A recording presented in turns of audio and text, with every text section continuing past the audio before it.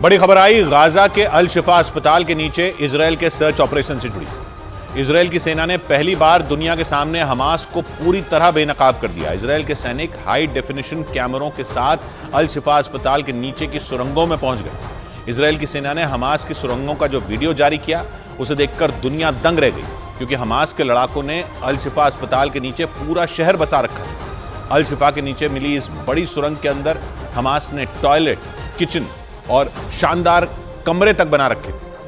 Israel की सेना ने सुरंग के अंदर घुसकर एक एक कोने की तस्वीर दुनिया के सामने रख दी और दावा किया कि इसी सुरंग में छिपकर हमास के लड़ाकों ने इजरायल पर हमले की साजिश रची थी और 7 अक्टूबर के हमले के बाद भी यहीं आकर छिप गए थे। इजरायल की सेना ने अल शिफा अस्पताल के नीचे बनी सुरंगों का वीडियो जारी करते हुए दावा किया कि अस्पताल को ढाल बनाकर हमास ने इस सुरंग का इस्तेमाल उस पर हमले के लिए लॉन्च पैड की तरह किया।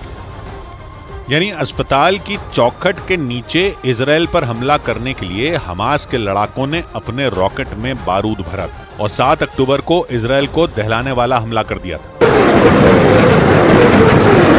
अल शिफा अस्पताल पर कब्जे के बाद पहली बार इजरायल की सेना हाई डेफिनेशन कैमरे के साथ हमास के पाताल लोक में घुसी। इजरायल की सेना ने हमास को बेनकाब करने के लिए इस ऑपरेशन का एक मिनट का वीडियो जारी किया, जिसमें सबसे पहले इजरायल की सेना का ड्रोन कैमरा अल शिफा अस्पताल के ऊपर मंडराता दिखा। इस वीडियो में अल शिफा अस्पताल के नीचे बनी हमास की सुरंग में जाने का रास्ता दिखाया गया। इसके बाद कैमरे के साथ सुरंग के अंदर पहुंचे इजरायली सैनिकों ने हमास की सुरंग के एक कोने को दुनिया के सामने रख दिया। It's more convenient for long living, like you have toilets and you have rooms. जिससे ये साफ हो गया कि हमास ने अल शिफा अस्पताल के नीचे एक अंडरग्राउंड शहर बसा रखा था और इसका इस्तेमाल हमास के लड़ाके अपनी सुरक्षा के लिए एक शील्ड की तरह कर रहे थे, क्योंकि हमास की ये सुरंगें अल शिफा अस्पताल के ठीक नीचे जमीन के अंदर बनी थी। यानी हमास को यह उम्मीद थी कि इजरायल अल शिफा को हाथ नहीं लगाएगा। लेकिन इजरायल की सेना ने ग्राउंड ऑपरेशन करके अल शिफा अस्पताल पर न सिर्फ कब्जा किया, बल्कि जमीन खोदकर अस्पताल के नीचे बनी हमास की सुरंगों की तस्वीरें दुनिया के सामने रख दी। इजरायल की सेना की तरफ से जारी नए वीडियो में इजरायल के सैनिक जैसे जैसे सुरंग के अंदर आगे बढ़ते जा रहे थे, हमास के सुरंग लोक की परतें खुलती जा रही थी। सुरंग के अंदर बने कमरों में बिजली की व्यवस्था के साथ ही इंटरनेट के तार भी नजर आए। Provided from the sources of the hospital, meaning the hospital is providing electricity. Hamas की सुरंग के अंदर इजरायल के सैनिक कुछ और आगे बढ़े तो उन्हें एक किचन भी नजर आया। It's a small kitchen, so it will provide them food, water, etc. All these facilities of water and food are coming from the hospital. यानी सुरंग के अंदर इतनी सुविधाएं मौजूद थीं कि लंबे वक्त तक हमास को छिपने में किसी भी तरह की कोई परेशानी न हो।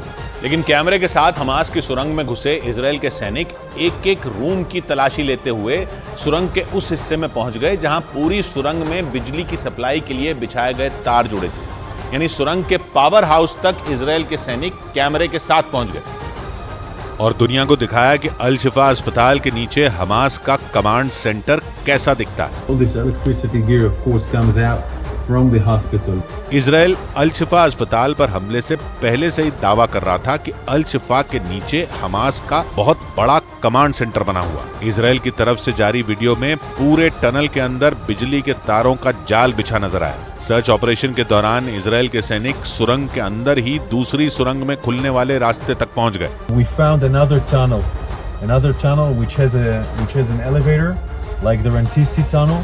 इसके बाद इजरायल के सैनिकों ने उन सीढ़ियों को भी दिखाया जो सीधी अल शिफा अस्पताल में खुलती हैं। इजरायल के सैनिक ने दावा किया कि इसी रास्ते से हमास लड़ाके सुरंग में घुसते थे। This is the way out with the stairs.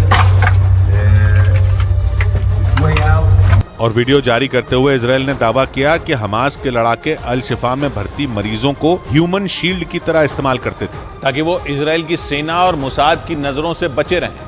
Israel की सेना ने दावा किया कि अल शिफा अस्पताल के नीचे सुरंग में सर्च ऑपरेशन के दौरान भारी मात्रा में गोला बारूद और हथियार बरामद हुए, जिनका इस्तेमाल हमास के लड़ाके इजरायल के सैनिकों को निशाना बनाने के लिए करने वाले थे। इजरायल के सैनिकों ने अल शिफा अस्पताल के नीचे बनी सुरंग के अंदर से मिले गोला बारूद को गाजा की एक दूसरी सुरंग के ऊपर और अंदर बिछाया और एक जोरदार धमाका करके उड़ा दिया।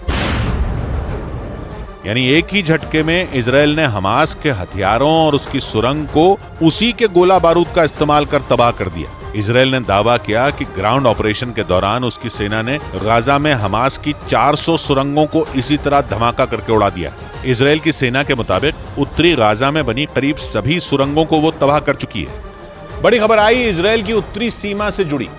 लेबनान से लगने वाली इजराइल की सीमा पर तैनात सैनिकों ने इजराइल की सरकार से नाराजगी जताई है। खबर है कि इजराइल की सेना हिजबुल्लाह पर हमले की खुली छूट चाहती है, जो उन्हें इजराइल की बेंजामिन नेतन्याहू की सरकार नहीं दे रही है। खबर यह भी है कि लेबनान में बैठे हिजबुल्लाह के लड़ाकों के ताबड़तोड़ हवाई हमलों के बाद इजराइल की फौज के सब्र का बांध टूट रहा है, जबकि इजराइल की सरकार ने सेना को सीमित कार्रवाई का ही आदेश दिया है।